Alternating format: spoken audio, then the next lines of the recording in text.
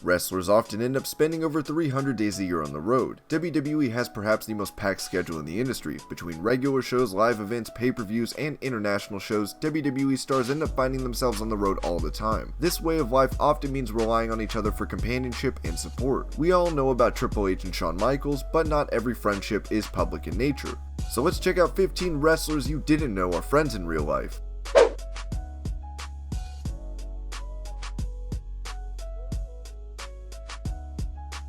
Braun Strowman is one of the biggest and most intimidating stars on the entire roster. He has been seen flipping trucks and ambulances while literally bowling over people like a wrecking ball. Drake Maverick is none of these things. The man formerly known as Rockstar Spud is perhaps best defined as petite, but despite stark differences in size between these two, they are reportedly good friends behind the scenes. The two men are clearly fond of each other, as evidenced by their interactions on WWE's Ride Along. Maverick's engagement and marriage to Renee Michelle was a prominent storyline, as Maverick tried his very best to remain 24/7 champion and consummate his marriage. According to reports, Strowman was actually one of the groomsmen at Maverick's wedding, so they both mean a lot to each other, because you wouldn't choose just anyone to be a groomsman.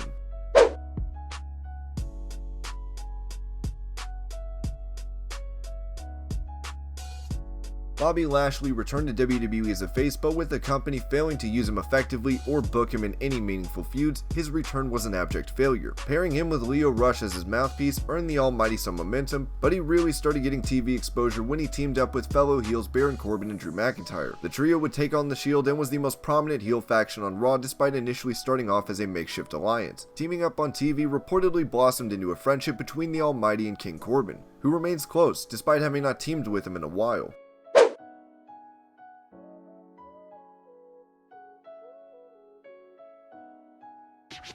Asuka had the greatest unbeaten streak in WWE history until she ran into a roadblock in the form of Charlotte. The two women had what was arguably the best match of the night at WrestleMania 34, with the Queen of all eras doing the unthinkable and actually defeating the Empress of Tomorrow on the grandest stage of them all. Asuka got a measure of revenge when she outlasted both Flair and Lynch at TLC to become the SmackDown Women's Champion, with a little help from Ronda Rousey of course. Most would expect Asuka to not be the biggest fan of Charlotte after Charlotte snapped her streak, but the reality is quite different. Both women have a mutual respect for one another, and despite a significant language barrier, are friends backstage.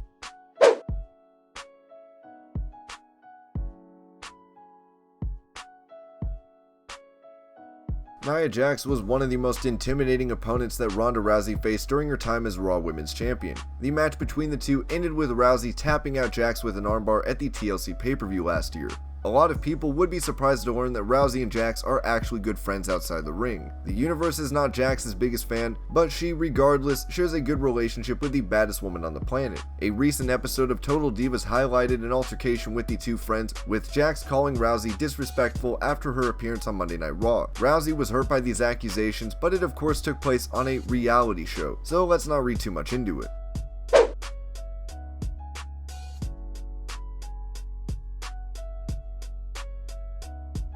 Sasha Banks is one of the biggest stars, while Kalisto has spent the last couple of years as part of the Lucha House Party, which is perhaps the most pointless faction in the entire company. Many luchadors enjoy the fact that they wrestle with a mask because it allows them to live a normal life outside the ring. No one will recognize them without the mask, and Kalisto loves the fact that he can walk around pretty much wherever he wants without being hassled by fans. When Kalisto stopped by the Steve Austin show, he spoke about how he can maintain his anonymity pretty much all the time, except when he is out with good friend Sasha Banks, because it doesn't take much for fans to put two and two together. Kalisto and Banks are great friends backstage and often go out together as well.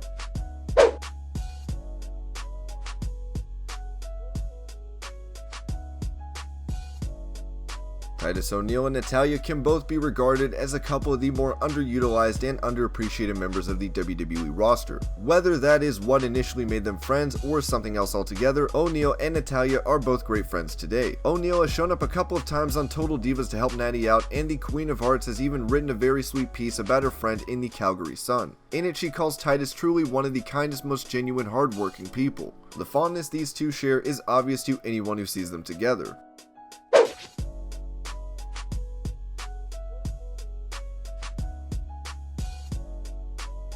The Revival and Baron Corbin have both had significant ups and downs over the course of their careers, but seem to have finally steadied their ships. Corbin has spent his entire main roster career as a heel and teamed up with the Revival on multiple occasions last year, in addition to appearing in backstage segments with the current SmackDown Tag Team Champions. Corbin may be accused of having go-away heat in the ring, but he is no pariah backstage. He is reported to be good friends with the Revival, which must make being on different main roster shows difficult for the three men.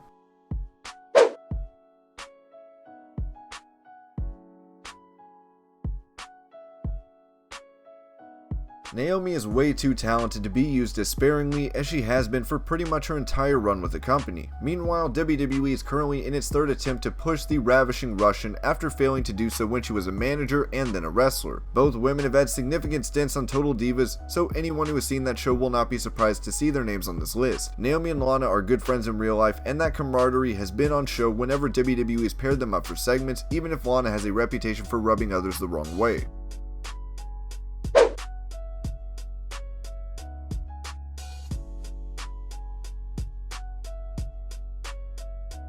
WWE set up Lacey Evans for failure when they booked her first feud to be for the Raw Women's title against Becky Lynch. The feud exposed her weaknesses, and the company didn't really do a good enough job of building her up as a real obstacle for Becky to overcome. Morgan, on the other hand, hasn't had a chance to really show off in the ring, but her high standing in the draft should see her in line for a push. Both women are great friends in real life, showing up in each other's social media stories and challenging each other to do goofy stuff.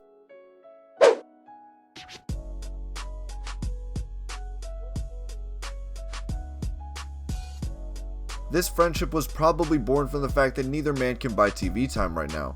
Both men reportedly hit up a bar in Orlando back in August and were the life of the party. Raleigh and EC3 both spent time DJing for the entire bar before Raleigh decided it was time for him to start bartending for everyone in attendance. Pro Wrestling Mag posted about their night on Twitter, and if that's anything to go by, both men have a great time together. WWE should just pair them up, repackage them as a party-loving frat boy group, and let them have a decent run in the tag team division. I mean, anything beats nothing.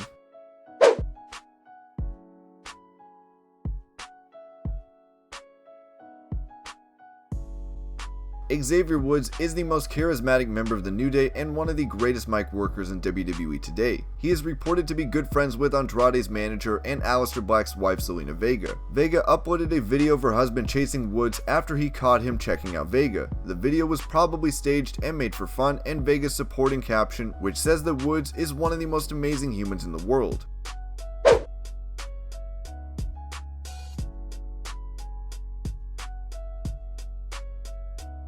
Ali's injury on the road to WrestleMania is what allowed Kofi Kingston to step in and eventually ride a massive wave of momentum and fan support to have one of the greatest WrestleMania moments ever. It would be easy to assume that Ali resents Kingston for taking his place, and while he has said it was difficult for him to watch, both men are good friends nonetheless. In an interview with Bleacher Report, Ali said that while he can't stop thinking about what could have been had he not gotten injured, he says he has all the love and respect in the world for Kofi and that everything he did was awesome.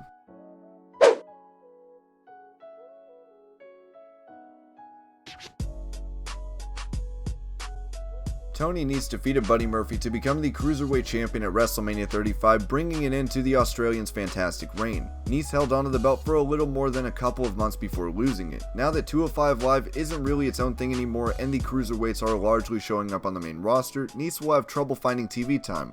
Buddy Murphy, on the other hand, has a big fan in the form of Paul Heyman, who reportedly pushed to have him be a part of Raw during the draft. Murphy's future seems a lot more clear than Nese right now, which is surprising considering just how evenly booked both men were on the Purple brand.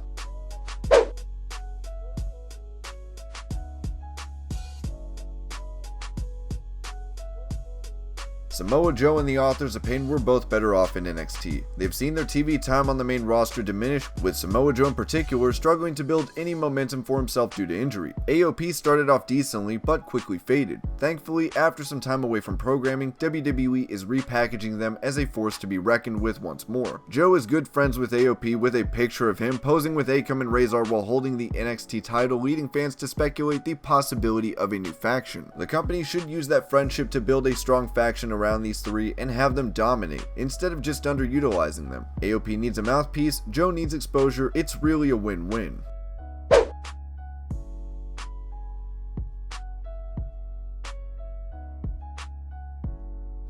Heath Slater and Zack Ryder are seasoned veterans of the industry, even if they have never really broken through the mid-card. Both men have had their moments in the company. Ryder winning the IC title at WrestleMania was a great moment, and Slater's journey to winning the SmackDown Tag Team titles was awesome. But other than that, the long-tenured superstars have had generally nondescript careers, despite usually being well received by audiences. Years of traveling together and wrestling countless matches against one another has resulted in both men becoming friends, as they may have found solace in the commonality of careers that did not live up to their potential. And those were 15 pairings of wrestlers you did not know were friends in real life. I hope you're all having a great day. Thank you so much for watching, and I will see you later in the next video.